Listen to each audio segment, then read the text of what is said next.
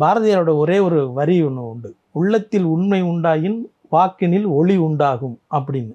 நீ உண்மையிலே நீங்கள் இந்த நடந்த சம்பவத்துக்காக வருத்தப்பட்டு பதட்டப்பட்டு கவலை அடைந்து நீங்கள் ஒரு வீடியோவில் நீங்கள் பேசியிருந்தா நீங்கள் இயல்பாக நீங்கள் உண்மையிலே வருத்தத்தில் இருக்கீங்க அப்படிங்கிற விஷயம் மக்களுக்கு போய் ரீச் ஆகிருக்கும்.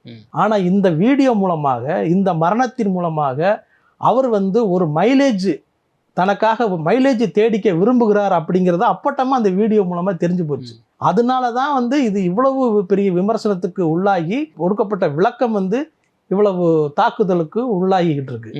ரெண்டாவது, தொடர்ந்து இந்த விளக்கம் எப்படியாக இருக்கு அப்படின்னா, நீங்க இந்த எந்த படத்துல அவர் இந்த மாதிரி வசனத்தை பேசினார் என்கிறத முதற்கொண்டு நடிகர் சிபிராஜ் அவர்கள் ஒரு ட்விட்டர்ல எடுத்து போட்டிருக்காரு. இது குஷி படத்துல நீ அவர் பேசின அந்த டயலாக தான் இவர் இங்க பேசுறாரு அப்படிங்கிறத முதல் கொண்டு உங்களுடைய திரையுலக சகாக்களே உங்களுக்கு விஜயை கேள்வி செய்யக்கூடிய நிலைமைக்கு இந்த வீடியோ அதிகமான தாக்கத்தை ஏற்படுத்தியிருக்கு.